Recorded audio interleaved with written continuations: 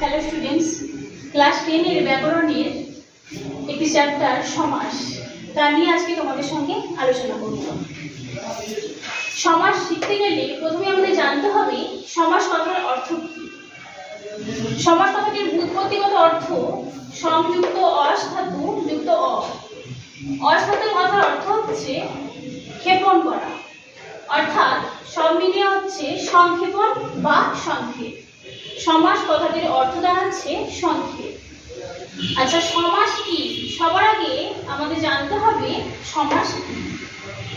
সমাস হচ্ছে দুই বা দুইয়ের বেশি পদ পাশাপাশি বসে অর্থ সম্বন্ধযুক্ত হয়ে এক পদে পরিণত হলেই সমাস হয়। যেমন এখানে দেখা যাচ্ছে বিনা পানিতে যার। এখানে আমরা দুটো পদ পেয়েছি, ফলে দুই বা তার বেশি পদ বলা হয়েছে। এখানে রয়েছে দুটি পদ। দুটি পদ থেকে এই যে একটি পদে পরিণত হয়েছে, এই পদ্ধতিকেই বা প্রক্রিয়াকেই আমরা বলবো সমাস। সমাস করতে গেলে কয়েকটি বিষয় লক্ষ্য রাখতে হবে। তার মধ্যে অন্যতম হচ্ছে পরিভাষা। সমাসের পরিভাষার মধ্যে অন্যতম প্রধান তিনটি হচ্ছে সমসম্মান পদ, সমস্ত পদ, ব্যাসবাক্য। সমসম্মান পদ কি? যে পদগুলি সমাস করা হচ্ছে সেই পদগুলিকেই আমরা সমসম্মান পদ বলব। যেমন এখানে বিনা পানিতে যার, তার বিনা এবং পানি এই দুটি পদ মিলিয়ে সমাস গঠিত হয়েছে। তাই এই ক্ষেত্রে বিনা এবং পানি উভয়ই সমসম্মান পদ। সমসম্মান পদকে আমরা দুটি ভাগে ভাগ করতে পারি। প্রথমটি পূর্বপদ, অপরটি পরপদ বা উত্তরপদ। সমসম্মান পদ দুটির প্রথম দিকে বলা হয় পূর্বপদ এবং দ্বিতীয়টিকে বলা হচ্ছে পরপদ বা উত্তরপদ। এরপর আসছি দ্বিতীয় পরিভাষা সমস্ত পদ।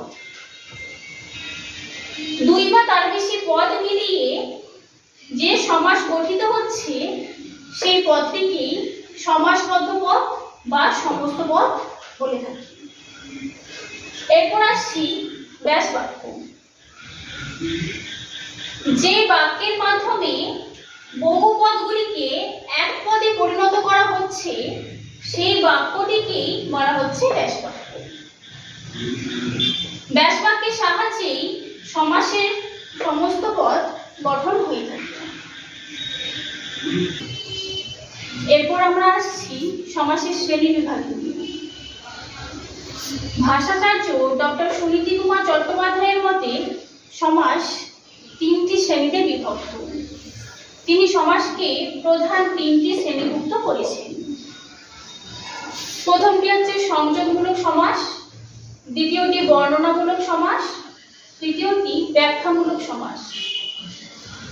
ডক্টর সুনীতি কুমার চট্টোপাধ্যায়ের মতে সমাস প্রধানত 6 প্রকার। সেই 6 প্রকার সমাসকে এই প্রধান তিনটি শ্রেণীভুক্ত তিনি করেছেন। দেখা যাক, সংযোগমূলক সমাসের অন্তর্ভুক্ত করেছেন দ্বন্দ্ব সমাসকে। এরপর বর্ণনামূলক সমাসের অন্তর্ভুক্তিকরণ হয়েছে বহুব্রীহি সমাস। পরবর্তী ব্যাখ্যামূলক সমাসের অন্তর্ভুক্তিকরণ হয়েছে কর্মধারয় সমাস, তৎপুরুষ সমাস, দ্বিগু সমাস, অব্যয়ীভাব সমাস। তিনি সমাসের প্রধানত এই 6টি ভাগের কথাই উল্লেখ করেছেন এবং তার বর্ণনা বিস্তারিতভাবে দিয়েছেন। আধুনিককালে সমাসের ক্ষেত্রে আমরা সমাসের শ্রেণীবিভাগটা অন্য ধরনের দেখে থাকি। ডক্টর সুনীতি কুমার চট্টোপাধ্যায় যে শ্রেণীবিভাগের কথা বলে গেছেন সেই ক্ষেত্রে বর্তমানে প্রযোজ্য নয়। বর্তমানে সমাস আধুনিক সমাজের গঠন, পূর্বপদ পরপদের পারস্পরিক সম্পর্ক ও সমস্ত পদের অর্থ প্রাধান্যের ভিত্তিতে 9টি শ্রেণীতে বিভক্ত। এই সমাসগুলিকে বিভক্ত করা হয়েছে। ডক্টর সুনীতি কুমার চট্টোপাধ্যায় যে 6টি ভাগের কথা বলে গিয়েছেন তার সাথে আরো 3টি ভাগ যুক্ত হয়ে আমাদের আজকের সমাসের প্রকারভেদ 9টি ভাগে বিভক্ত। যথাক্রমে এই 9টি ভাগ হলো প্রথমত দ্বন্দ্ব সমাস। এই 9টি সমাসের প্রথমেই রয়েছে দ্বন্দ্ব সমাস। দ্বন্দ্ব কথার অর্থ ঝগড়া বা বিবাদ হলেও সমাসের ক্ষেত্রে দ্বন্দ্ব সমাসে মেল বা বন্ধন বা মিলনই প্রাধান্য দিয়ে থাকে। এরপর রয়েছে তৎপুরুষ সমাস।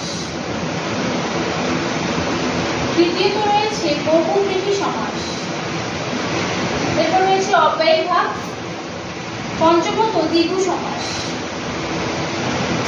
তারপর রয়েছে কর্মধারয় সমাস, নিত্য সমাস, অলোপ সমাস ও বাক্যাশ্রয়ী সমাস। বর্তমানে এই 9টি সমাসই আমাদের সমাসের প্রধান প্রকারভেদ। এর উপর নির্ভর করেই শব্দ গঠন ও পদ্ধতি সহ সমাস নির্ণয় হয়ে থাকে। বিভিন্ন ক্ষেত্রে 9টি সমাসের ক্ষেত্রে 9 রকম পদ্ধতি অবলম্বন করতে হয়।